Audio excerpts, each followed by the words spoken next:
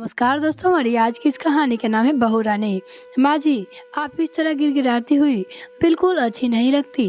मुझे तो मेरी पहली बारी कड़क और दोनों मिजाज वाली सासू माँ चाहिए। नहीं बनू, मैंने तुम पे कितने जुल्म किए, किंतु फिर भी तुमने मेरी सेवा का ठेका क्यों लिया? मरने देती मुझे या मुझे कर्मों की सजा तो भुगतने देती। अरे जिनके लिए मैंने इतना अच्छा अच्छा सोचा किया, उन दोनों बेटे बहू ने मुझे एक महीने भी अपने घर रखने की जरूरत नहीं महसूस की। आज विमला देवी को अपने किए पर बहुत शर्मा रही थी और पछतावा भी उन्हें हो रहा था। विमला देवी का भरा पूरा परिवार, जिसमें 3 बेटे, 3 बहुएं और एक बेटी, जिसकी शादी हो गई थी। उनके पति का देहांत करीब 10 वर्ष पूर्व हो गए थे, यानी कि उनके पति बहुत ही पहले मर चुके थे। बिमला जी के तीनों बेटे अच्छे थे, नौकरी में थे और एक ही शहर में अलग अलग मकान लेकर रहते थे। दोनों बड़ी बहू बिमला जी को पसंद नहीं करती थी और सारे दिन बिमला जी को उल्टा सीधा सुनाती थी। किंतु दोनों बहुएं पैसे वाले घर की थी, जहाँ से बिमला जी को खूब अच्छा खासा सामान आता था। और छोटी बहू उनके बेटे अभय की पसंद की लड़की थी, जिसे बिमला जी ने कभी मन से अपनी बहू स्वीकार नहीं किया था। किंतु वो दहेज लेकर नहीं आई थी। किंतु अभी दिवाली दिन जब बिमला जी नीचे लॉन में दीपक रखने गई, तभी वहाँ पैर फिसल गई और उनकी रीढ़ की हड्डी में फ्रैक्चर हो गया। बेटे तुरंत उन्हें अस्पताल लेकर पहुँचे। जब डॉक्टर ने कहा कि माँ जी की 2-3 महीने तो बिल्कुल बेड रेस्ट की ज़रूरत है और इन्हें बिस्तर से हिलने नहीं देना है, तो दोनों बड़े बेटे और बहू के हाथ पैर फूल गए। बिमला जी को काम करने की आदत तो थी नहीं। बैठी बैठी घर की सारी सब्जियां साफ कर देती, कपड़े की घड़ी कर देती और घर के कई छोटे मोटे काम तो निपटा देती थी बैठे बैठे। बच्चे भी उनके साथ बहुत खुश रहते थे। अब बेटे के लिए बिमला जी की बीमारी कोई आफत से कम नहीं थी। तब तीनों बेटों ने यह निश्चय किया कि इस शहर में उनका पुराना घर खाली पड़ा हुआ है, जिसे वो बेचने की सोच रहे थे, तो उस घर में माँ को एक केयर टेकर के साथ रख दिया जाए और जो भी खर्चा होगा आपस में बांट लेंगे। एक बेटे ने बोला, बीच बीच में एक एक जना जाकर मिलाया करेगा और ज़रूरत का सामान भी वहाँ पे रख आया करेंगे।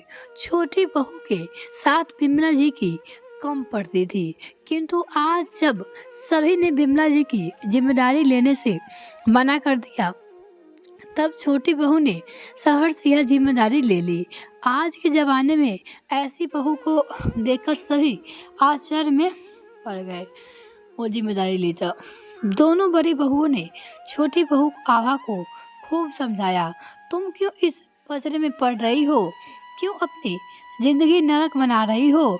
किंतु बिना माँ की बच्ची आभा अपना फर्ज निभाना चाहती थी और वह बिमला जी को अपने साथ अपने घर लेकर आ गई।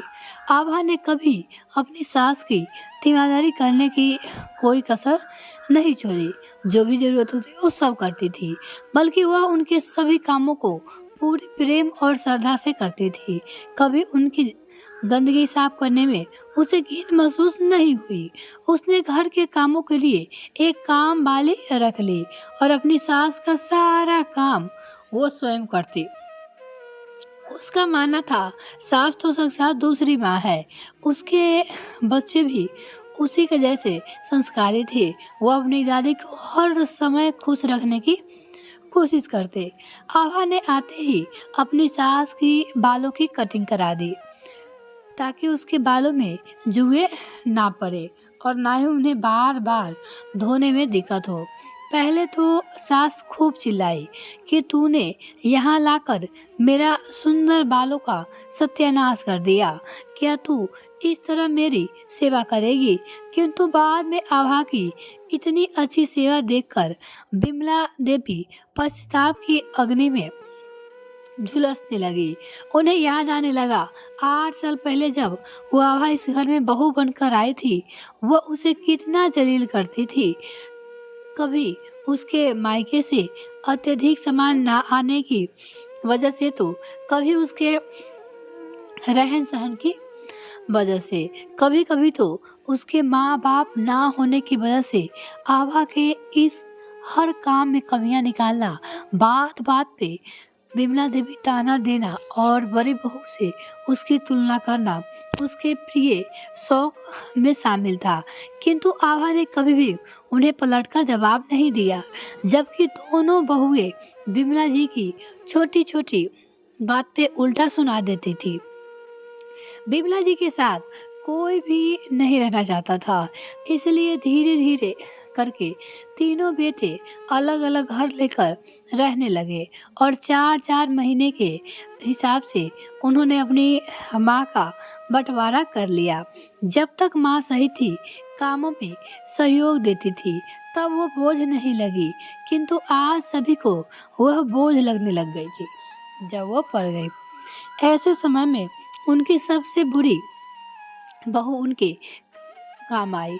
आभा की दोनों जेठानियां कभी कभी अपनी सास से मिलने आती तो आभा को सुनाती, तुमने माँ जी को कैसा कमजोर कर दिया, तुमने माँ जी के बाल क्यों काट दिए, माँ जी के खानों में यह बना कर दिया करो इत्यादि।